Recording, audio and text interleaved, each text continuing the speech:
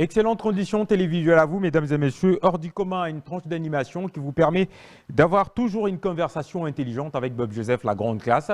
Nous sommes ici avec le pasteur Pierre Kassan-Bakana de l'église primitive pour une conversation intelligente.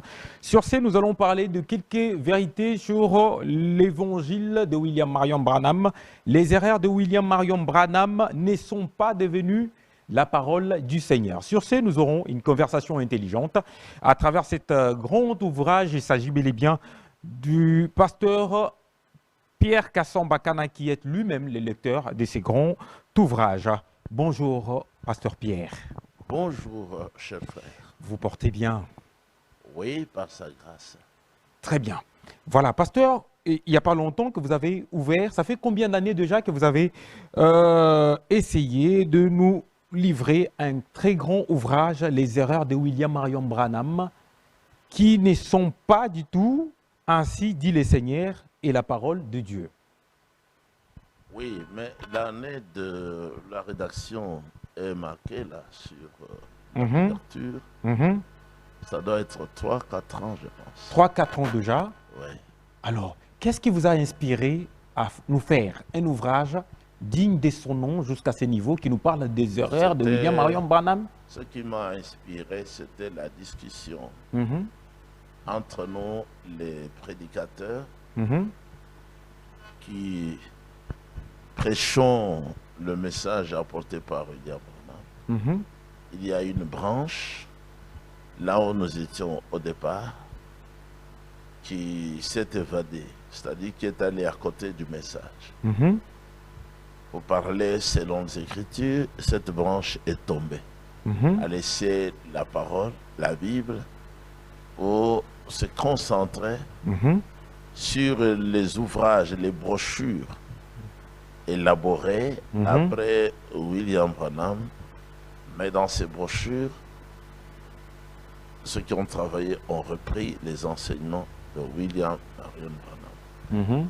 Et ce sont ces enseignements-là, ou ces brochures-là, qu'eux considèrent aujourd'hui comme étant la parole du Seigneur à la place de la Bible.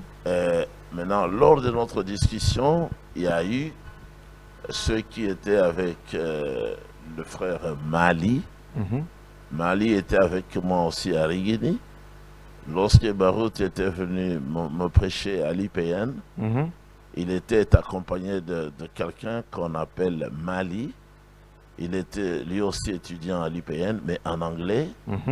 C'est lui qui s'est mis debout pour dire, pour nous, les erreurs de frère Branham sont notre absolu, la parole de Dieu.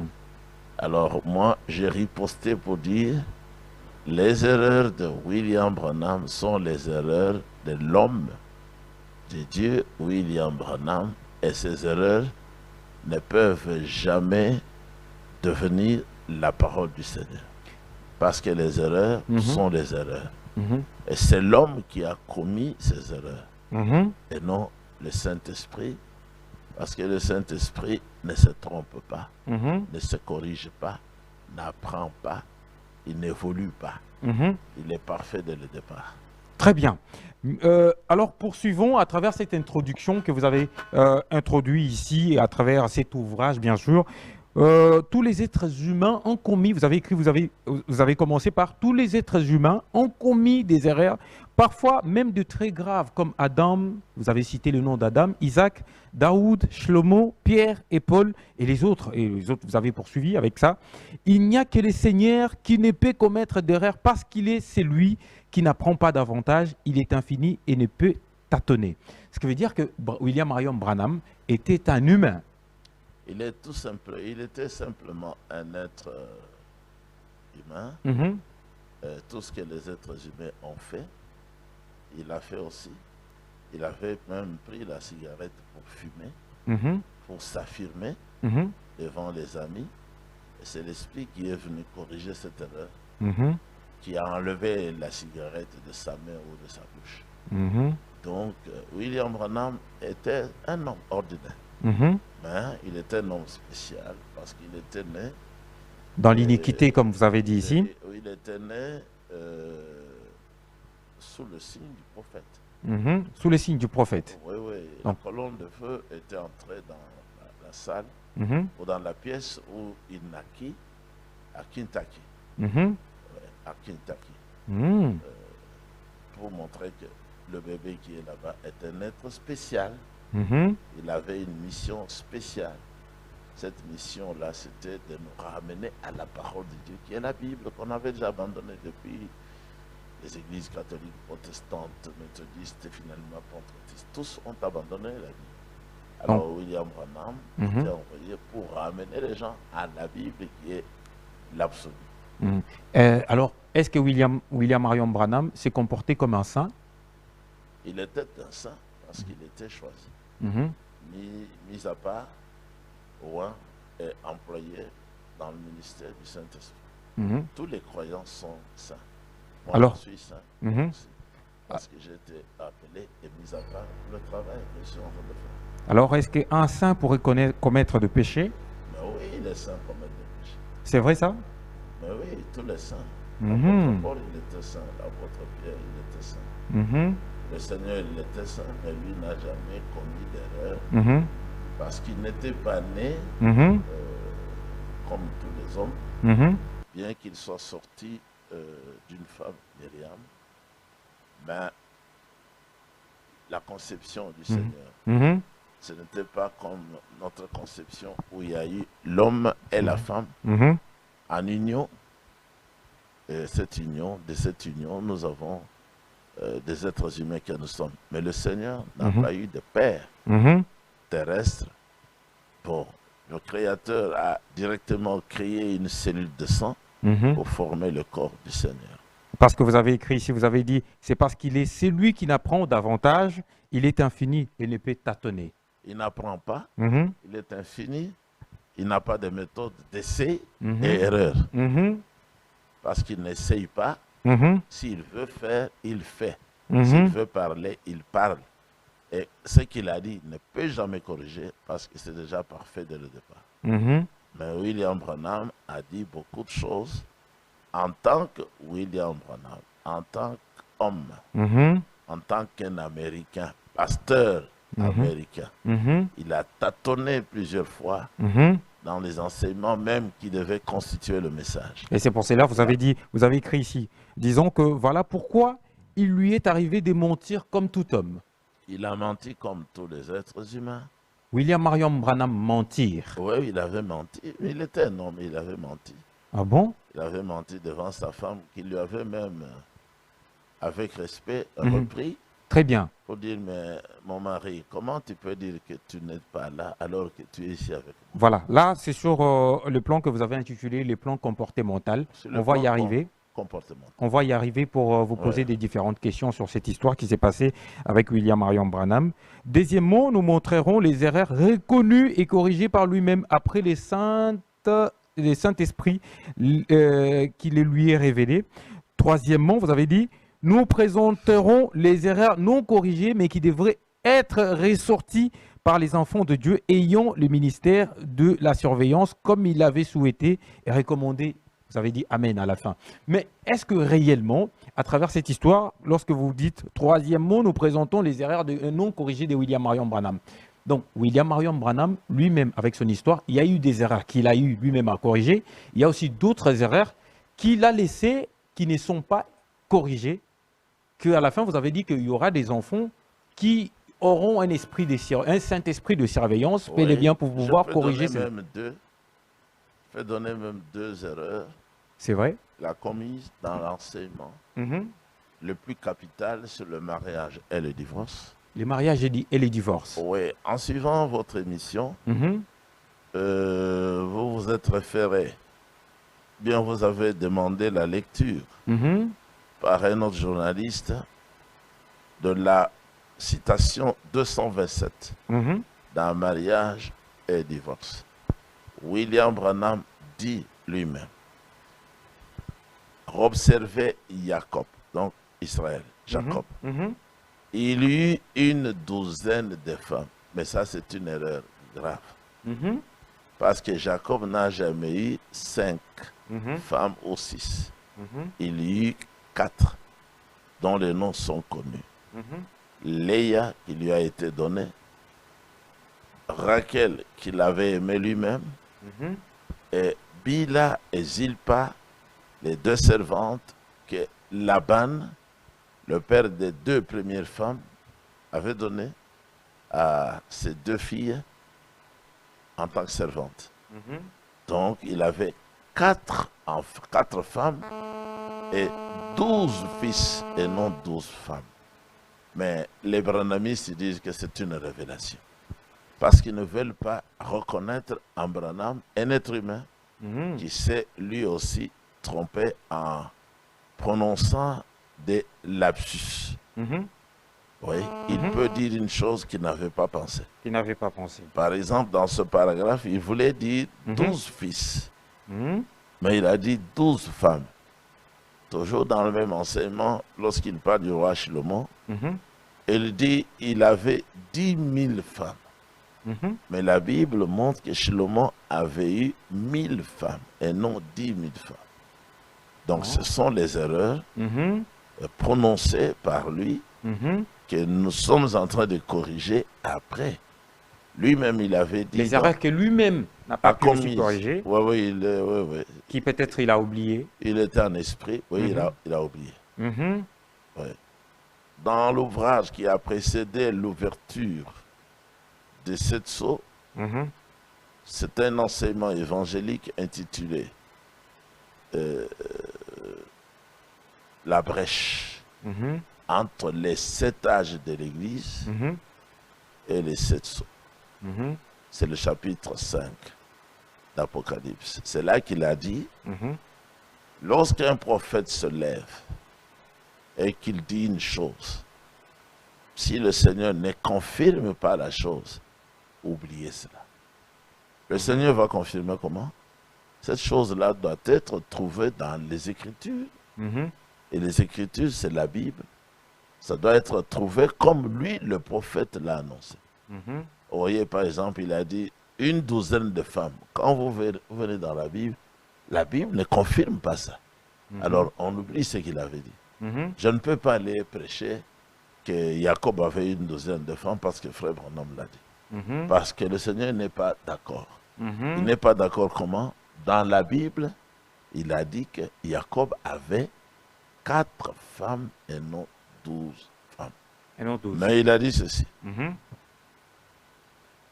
Voilà pourquoi les enfants de Dieu sont vigilants, doivent être vigilants. Il recommande la vigilance de la part des enfants de Dieu au pluriel pour qu'ils puissent surveiller ces choses. Donc ils doivent jouer le rôle, ils doivent avoir le rôle des surveillants des choses dites par prophètes et apôtres comme dans les Saintes Écritures dans 17. Les croyants de Bérée avaient des sentiments plus nobles que les croyants de Thessalonique. Lorsque les apôtres prêchaient, Paul était un grand apôtre, un grand prophète. Pasteur aussi, il l'était.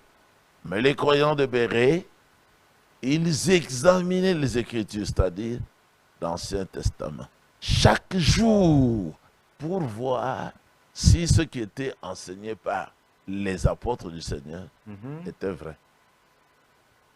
Les assemblées qui n'agissent pas comme ça, elles ne peuvent pas trouver la vérité, elles ne peuvent pas progresser aussi. Alors Frère Branham dit dans ce paragraphe, je crois que c'est le paragraphe 48 ou 49, sinon, c'est-à-dire si les enfants de Dieu ne surveillent pas ces choses, tous nous sommes perdus. Oui. Donc le ministère que nous avons, celui de la surveillance mondiale, vient bien de ce que le prophète lui-même avait annoncé. Très bien. Et la Bible aussi. Très bien. Pasteur, nous restons toujours dans la philosophie de cet grand ouvrage sorti il y a 4 ans passés déjà sur les erreurs de William Marion Branham qui ne sont pas devenues la parole du Seigneur, bien sûr. Ne sont pas devenues du tout la vérité. La vérité. La parole du Seigneur. Très bien. Non. Ici, en guise des conclusions sur l'introduction, vous avez écrit « Tout cela a un but, montrer que William Marion Branham n'était qu'un homme ayant la même nature que nous, Comme dit l'Écriture, Élie est un homme de la même nature que nous. Jacques chapitre 5. Jacques chapitre 5, et précisément, Branham était un Élie, le prophète véritable.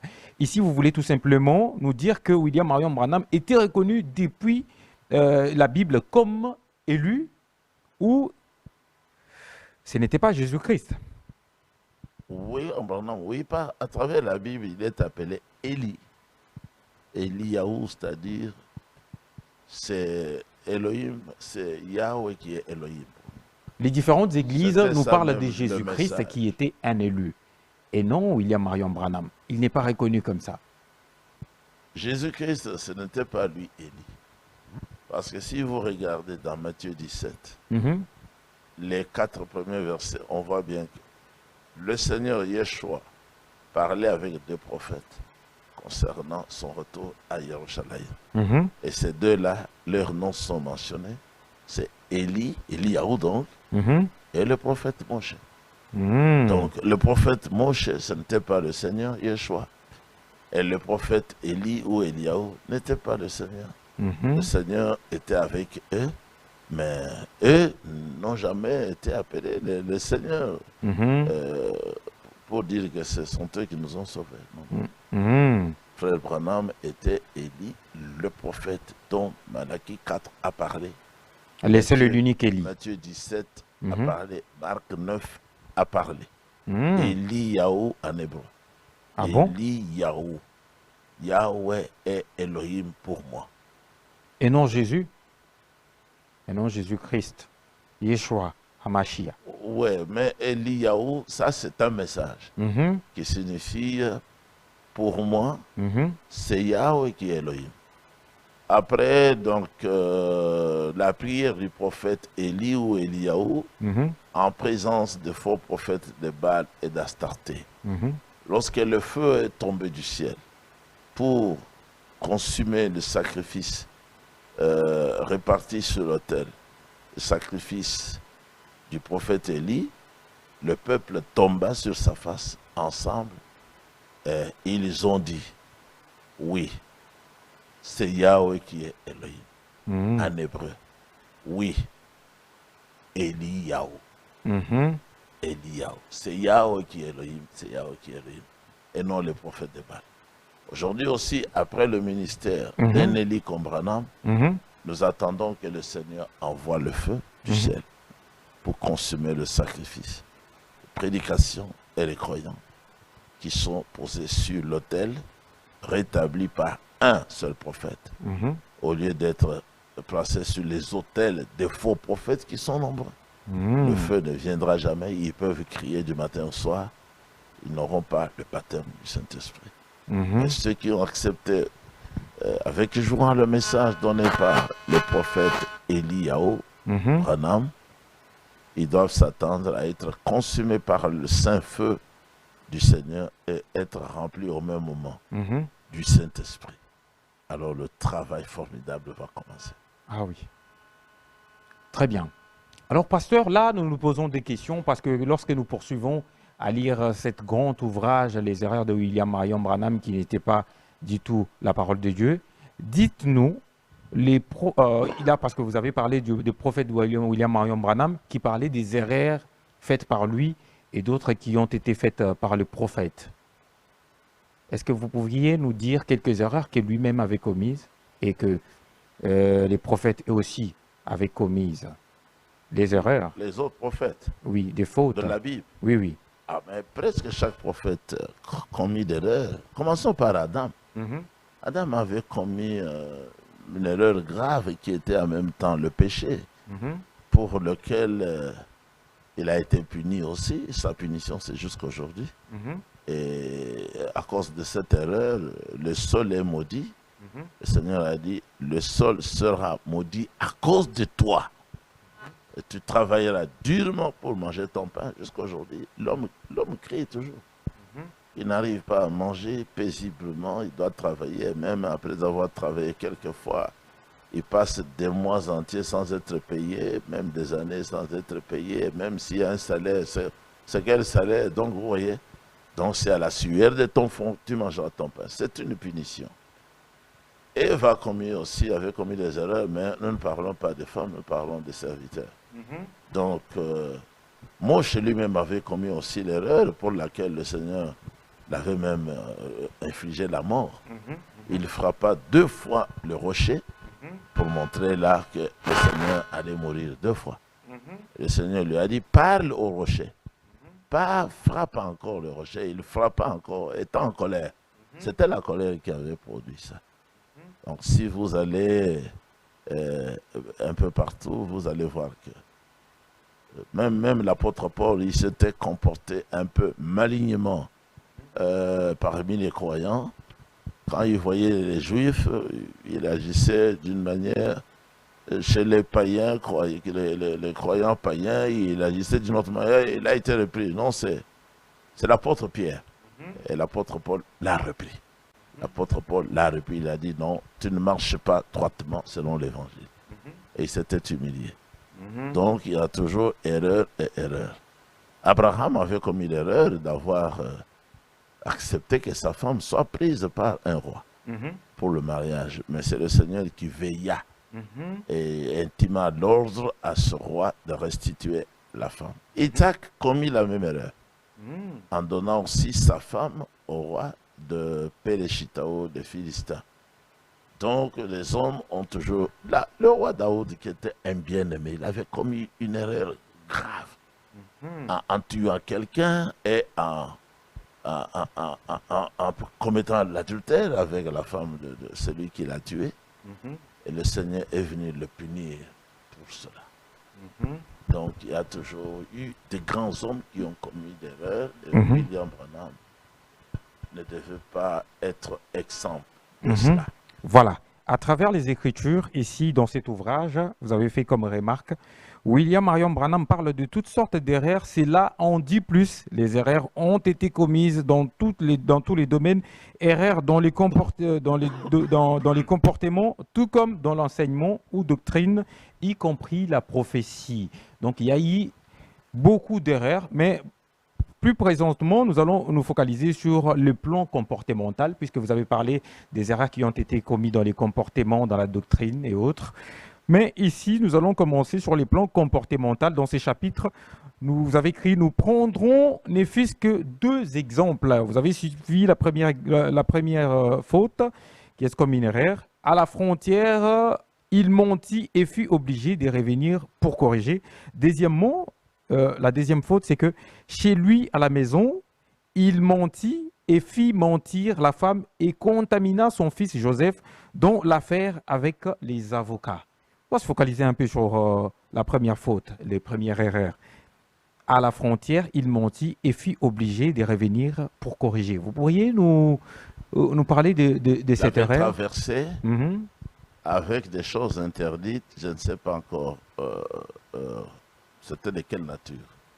Dans le coffre de sa voiture. Mais quand il est arrivé plus loin, il s'est rendu compte que il y avait dans le coffre des choses non déclarées à la frontière. Alors, condamné par le Saint-Esprit, il fit demi-tour jusqu'à la frontière et confessa cette erreur-là. Et ces hommes-là ont dit, ah, mais on a toujours cru que tu es un chrétien. Maintenant, on le croit encore. Parce que quand on voit un homme comme toi, tu reviens jusqu'ici pour te corriger, cela nous encourage beaucoup. Alors, avec les avocats, il était tellement embêté.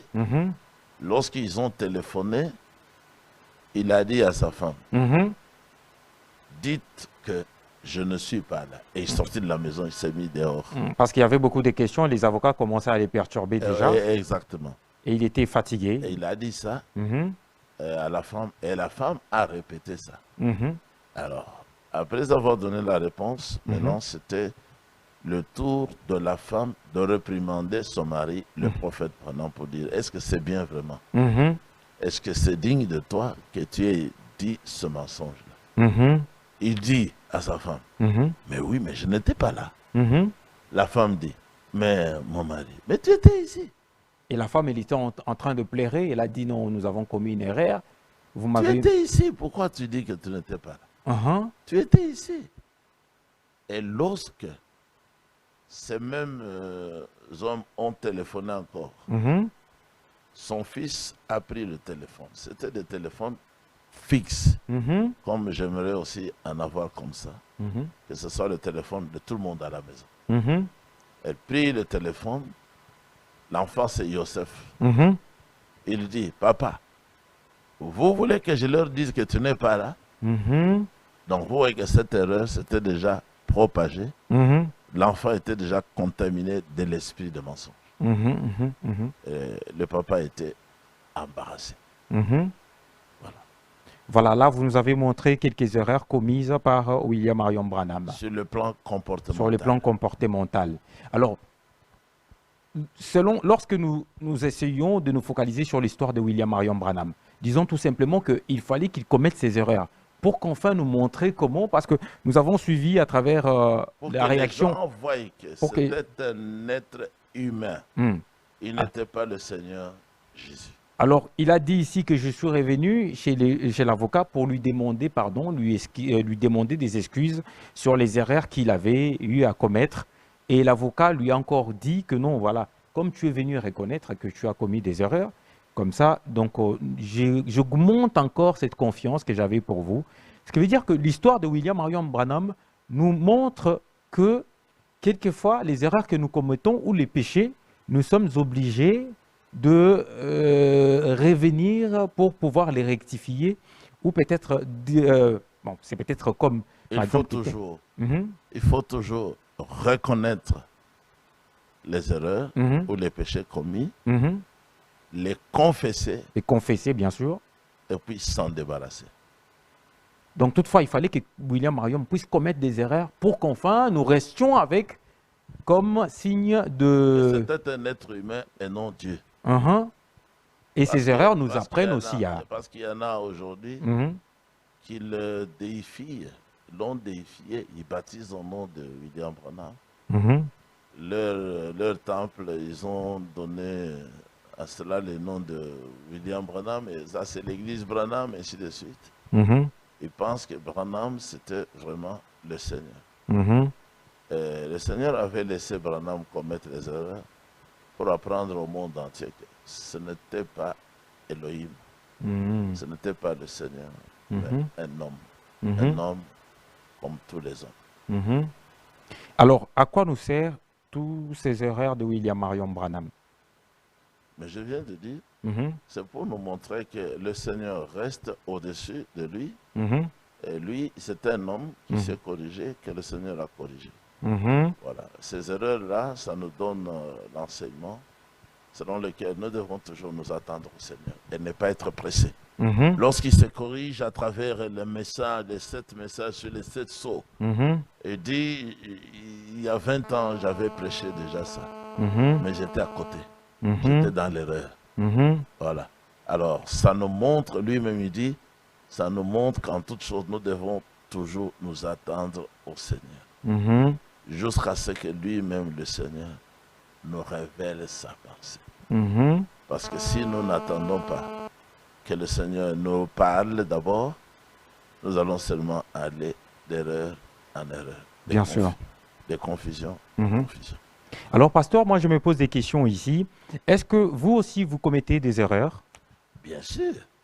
Si je ne commets pas d'erreur, c'est que je ne suis pas un homme. Avez-vous déjà essayé de confesser vos erreurs? Oui. Même dans l'enseignement, par exemple?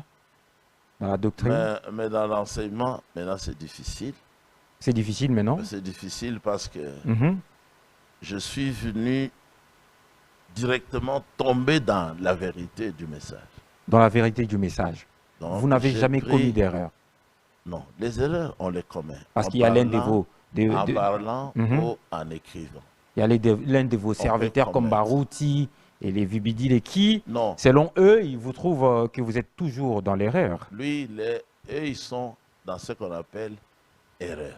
Ah bon? Et ils sont plongés dans l'erreur.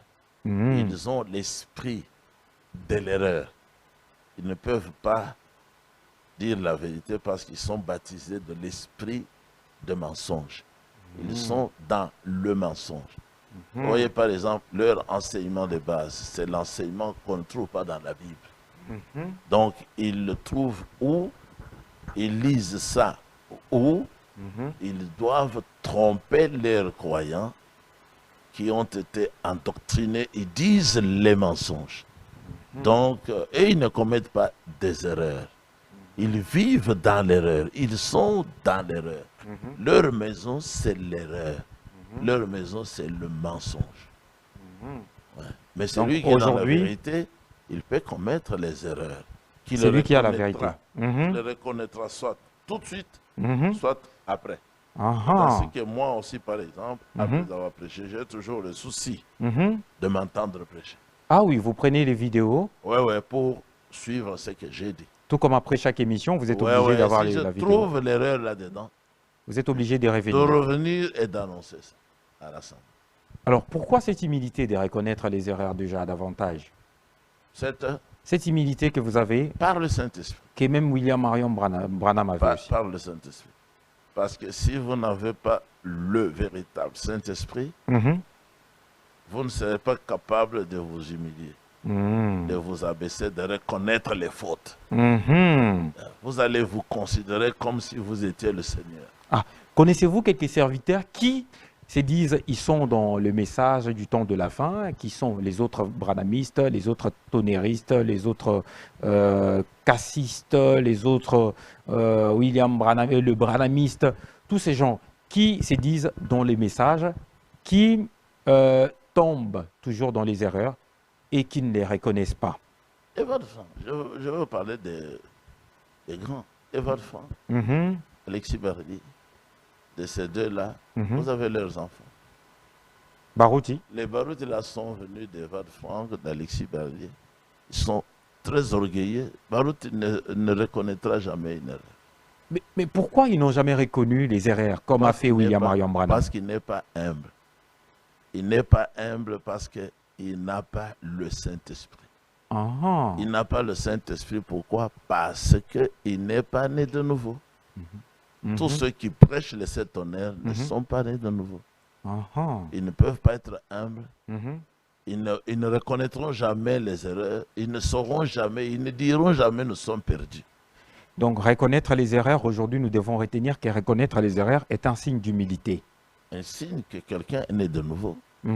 Il n'arrivera pas à être humble s'il n'est pas né de nouveau. Il faut d'abord la nouvelle naissance. La nouvelle naissance fera de toi une autre créature, une nouvelle créature. Tu seras un homme très simple, très humble. Tu comprendras facilement la parole du Seigneur. Quel est le conseil que vous donnerez aux Vibidila, aux Barouti, aux Dioka qui ne reconnaissent pas leurs erreurs? Bon, les conseils, c'est peut-être une phrase. Qu'ils reviennent à la Bible, c'est tout. Qu'ils reviennent à la Bible. Hein? Parce qu'ils ont abandonné la Bible il y a plus de 20, 30, 40 ans. Comment ils sont là en tant que serviteurs de Dieu, ils prêchent tous les jours avec la Bible? Oui, ils ont le titre serviteurs de Dieu.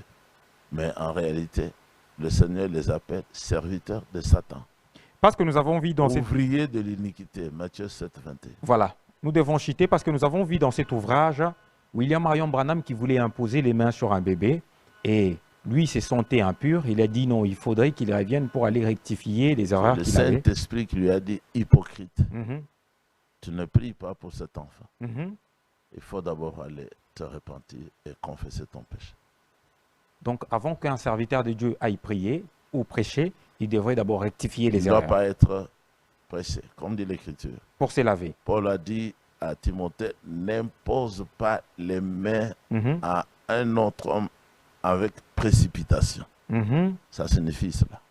Voilà, pasteur, c'est par ici que nous allons quand même boucler cette conversation. Ouais. Nous allons nous limiter sur les plans, donc au niveau du plan comportemental de William Marion Branham, par les des erreurs qui ont été corrigées, bien sûr. Et prochainement, nous allons revenir sur les plans B. Il s'agit bel et bien du plan de la parole du Seigneur qui est la Bible. Et nous allons prochainement revenir aussi sur l'ensemble des 7 sceaux et le message du Seigneur sur les plans des 7 tonnerres et un coup des tonnerres. À travers tous ces enseignements, il y a eu aussi des erreurs que William Marion Branham a eu à faire À travers chaque saut, il était dans l'erreur. Ah. Avant que le Seigneur ne lui parle, lui-même il confesse, il dit, j'étais dans l'erreur. J'étais en train de prendre les erreurs d'il y a 20 ans pour venir vous les exposer. Très bien. Mais le Saint-Esprit est entré dans ma pièce, il a tout corrigé. Très bien. Et tout cela se focalise, se trouve dans cet ouvrage. Dans cet ouvrage. Les erreurs de William Marion Branham ne sont pas ainsi les seigneurs. Ainsi dit le Seigneur. Ainsi dit les seigneurs, la parole. Ce n'est pas de venu Dieu. du Seigneur. Ce n'est pas le Seigneur qui a parlé et ce n'est pas du tout la parole de Dieu. Et c'était des erreurs à rectifier, à corriger. Ça reste les erreurs de William Marion Branham. Très Il bien. avait commis les erreurs sur le mariage. Il était aussi contre la polygamie. Avant. Mais quand le Seigneur est venu parler, il a tout corrigé. Il a piétiné ce qu'il avait dit avant. Très bien, pasteur. Comment peut-on retrouver cet ouvrage? Il faut venir sur l'avenue Cabinda, de Pain Victoire, dans notre assemblée. La brochure sera donnée gratuitement à tous ceux qui veulent être aidés. Très bien, très bien. Merci beaucoup, pasteur, pour cette conversation. Je vous remercie aussi. Oui, voilà. Donc, signalons que cet ouvrage a été imprimé au Centre missionnaire évangélique en République démocratique du Congo, Kinshasa. Contact. Les contacts, c'est votre contact. On peut les retrouver au 099 99 19 958 ou les 015 12 45 69. Avenue Cabinda 197. Voilà. Très bien. Merci beaucoup. Merci également. Merci. Voilà. Mesdames et messieurs, nous en avons fini une conversation intelligente. La suite au prochain numéro. Merci.